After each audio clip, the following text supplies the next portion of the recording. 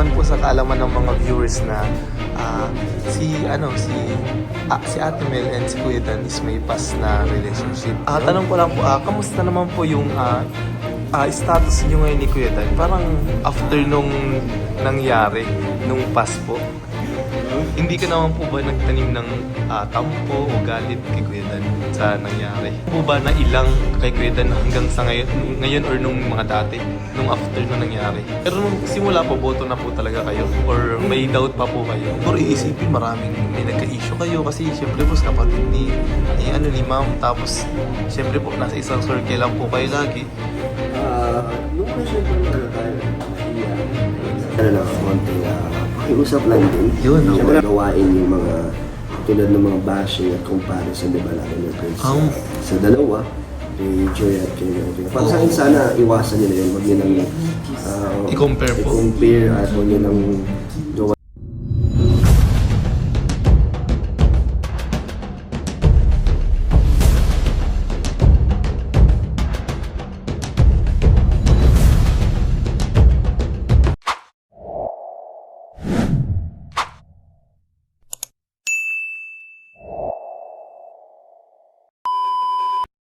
Yun, ngayon po kasama naman po natin ang nag-iisa kasi hindi dalawa. Si Kuya Sed, Kalingap Sed po. Yun! Kuya Sed, ano lang naman, una, chill question lang muna natin. Hanggang pa-extreme kasi yung vlog na ito hindi lang sa'yo, may connected to sa isang tao. Basta mamaya, sabihin ko sa'yo. Yun. So, first question ko said, kumusta naman yung love team na Sed Rose? Ayos naman. Dahil lang, pero Kaso po, matibay pa rin naman. Oh my God! Siya po? Ay, grabe. Low-key lang tayo. Hindi niyo naman po namimiss ngayon si Rose Ann. Hindi niyo namimiss. Kasi parang, nung mga nakaraan po, parang hindi din kayo masyado nagbablog po. Pero okay lang naman. Bakit po? Pinupuntahan niyo? Oo, nabisita. Ay, grabe. Grabe naman. Grabe. Hindi na bilog. Ano lang? Oh, bira. Nahuhuli. Uy! Mamaya ka po sa amin. Ano po? Kuya Sed, kung ano naman palang masasabi mo sa mga supporters nyo na dun sa binigay sa yung regalo nung birthday mo? Di ano lang po nang syempre. Pasalamat kasi yung binabalak kong bumili ng motor. Kahit hindi ko naman iniisip na hindi ako naghahangad na may magbibigay. Pero grabe yung hindi ko na-expect na magbibigay sila ng ganang kahalaga. Yung yung hindi lang siya yung basta regalong isa, magagamit mo siya araw-araw. Mas maganda na yung sasakyan syempre. Yung pang... Yung angkas ko. Ba't sino po bang angkas nyo? Para si Rose. Ay! Oh my God! Yun! Natapos na po tayo sa... Bulong ako. Sige po, bulong nyo muna po. Sinasamahan ko siya minsan sa Saan po? Malabo. Bakit? Pag may mapatay siya ng Ba't ang layo po? Ba't sa labo? Hindi sa diet? doon niya gusto magpagawa eh. Para may siya, Taylor. Okay po. Taylor Moon po. Wala po, wala. Yun. Ito, ano lang po yun? Warm-up question lang naman po yun. Opo. Siyempre, first time lang din po kita ma-interview kaysa dito sa channel ko. So susulitin na po natin. Yun. So, simulan na po natin yung medyo, intense na, na interview. Yan. Una-una po, anong feeling na isa ka po sa, di ba po, bayaw mo si Kuya Rab? Bayaw, yun. Feeling nyo po na bayaw nyo ang isang Kalingap Rab? Yun naman na, nung una kasi hindi namin alam na vlogger siya. Siligaw pa lang kaya. Oo po. Kasi hindi naman kami sanay manood ng mga YouTube dati. Ngayon lang simula ng mapasama sa Kalingap. Pero so far, masaya ako at proud sa kanya kasi yun, nagampanan na yung bilang partner nung sa ate ko. Kasi yung past relationship ni ate, parang akin. yung yung lalaki. Pero nung simula po, boto na po talaga kayo? Or may doubt pa po kayo? Wala naman ang doubt. Kasi nakita ko pa lang yung naliligaw pa lang siya gentleman talaga. Yung parang siya, yung parang comfortable si ate sa kanya. Ay, okay po. Talagang ano po? Hanggang ngayon naman, so far wala pa naman away. Talagang ano pa rin po sila. Good term pa rin po. Yun. Next naman Kuya Sed, di ba, lingid naman po sa kaalaman ng mga viewers na si Ate Mel and si Kuya Dan is may past na relationship. Yun. Di ba, syempre po, nag-ilang taon din sila. Syempre, alam ko po, past na po, pero syempre, sigurado po, may mga may mga kunting katanungan pa rin sigurado yung mga gumugulo sa isip ng mga viewers.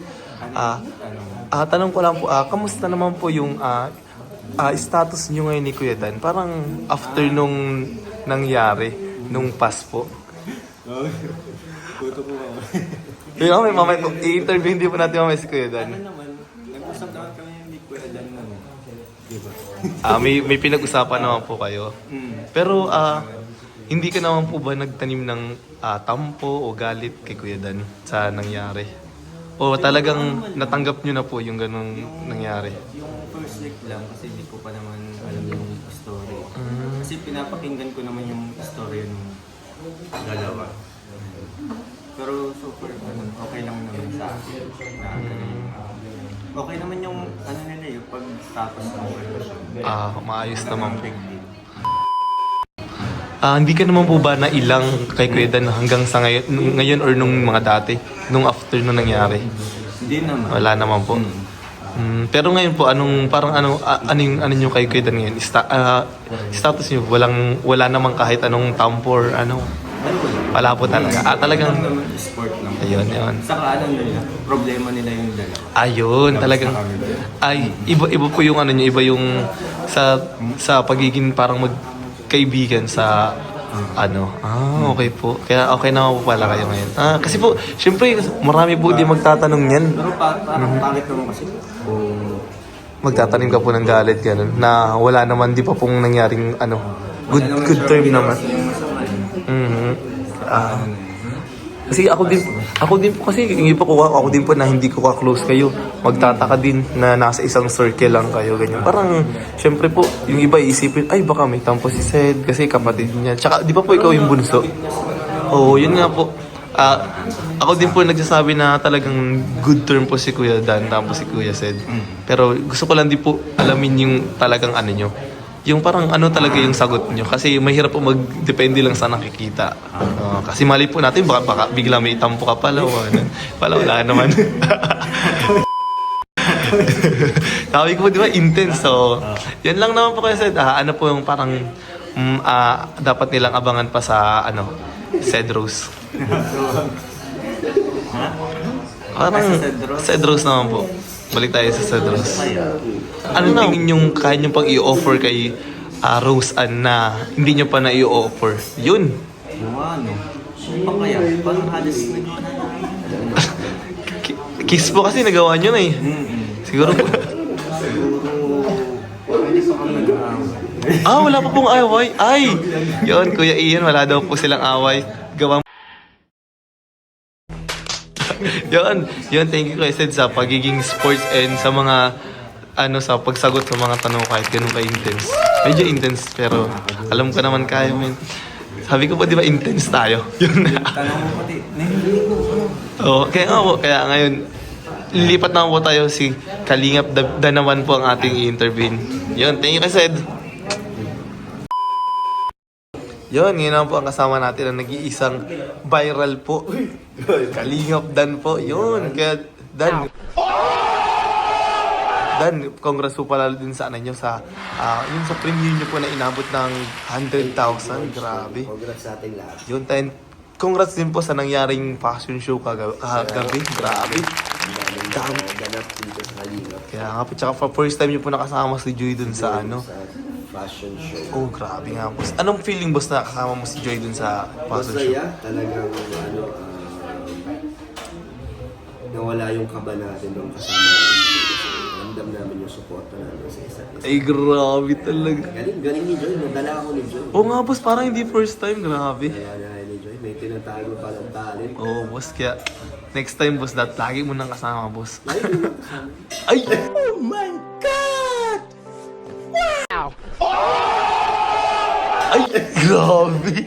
Hindi naman lagi. Pag busy, hindi. Ah. Busy siya, busy ako. Oo, siya boss. Pag Oo may boss, oras. ilang beses ko kayo boss nang huli sa ano eh, sa kainan. Oo nga eh. Bigla-bigla Oo. coach. Yun. Yun. Siyempre boss, kinamusta mo lang kita, warm up lang boss.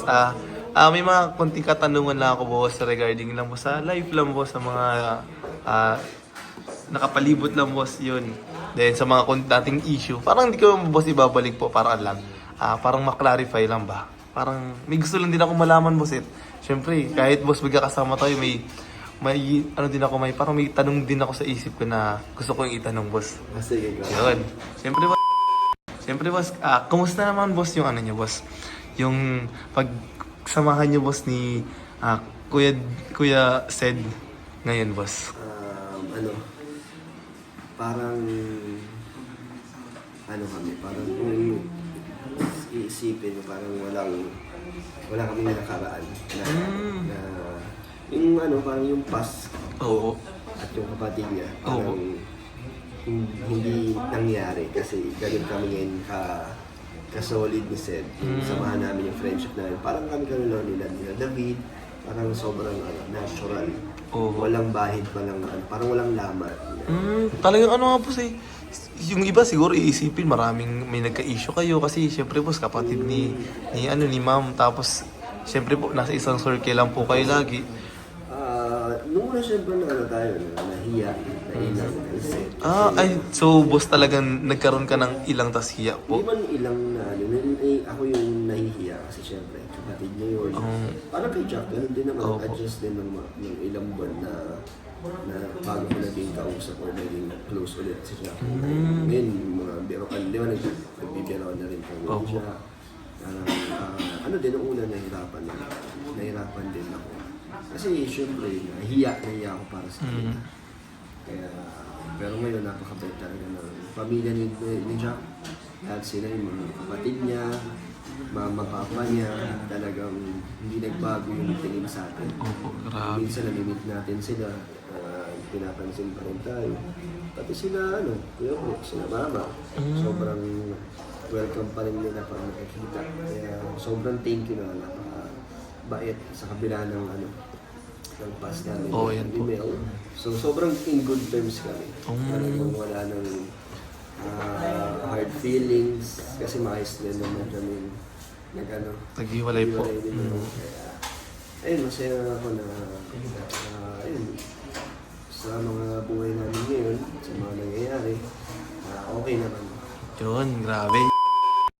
Yun, sa mga nagtatanong po kasi dating may past relationship po si Kuya Dan and yung kapatid po ni Kuya Sed at ni Ma'am Jack, si Ate Mel. Yun, so yun lang naman boss ang gusto kong itanong boss kasi syempre boss, syempre yung iba may mga pa rin tanong sa isip nila. And syempre di naman po natin sinisira o parang inuungkat po yung nakaraan. Para lang to boss, yung sa relationship nila ni Kuya Sed. Syempre kasi lagi po kayong magkasama sa vlog, sa isang team. Kaya grabe boss, kahit ako boss nagulat talaga, sabi ko parang boss, parang talagang sobrang chill nyo lang boss, natural na natural. Mabait kasi sila, kasi Sed talagang ilabas naman daw yung mga nangyari sa amin, di ba?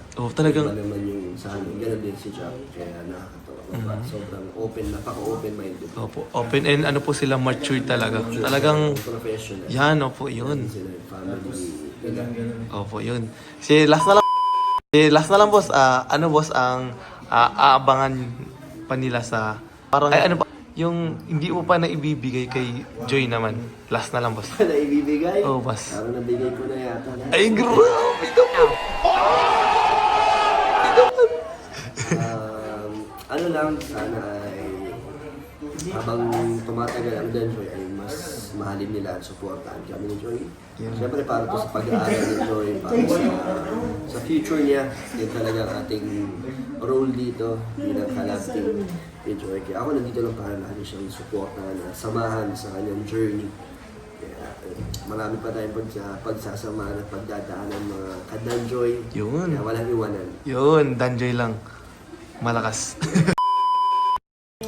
At yun, coach, may ano lang, konting pakiusap lang din. Yun, ako. Siyempre alam ko na may mga solid Danjoy dyan, talaga maintindihan nila at hindi nila gawain yung mga tulad ng mga bashing at comparison, di ba, lalo na sa dalawa, kay Joy at kay Mel. Para sa akin, sana iwasan nila yun, huwag nilang I-compare po. i-compare at huwag nilang gawa ng kung Issue. ano-anong kwento. At yun lang sa iwasan po natin kasi pareho naman ng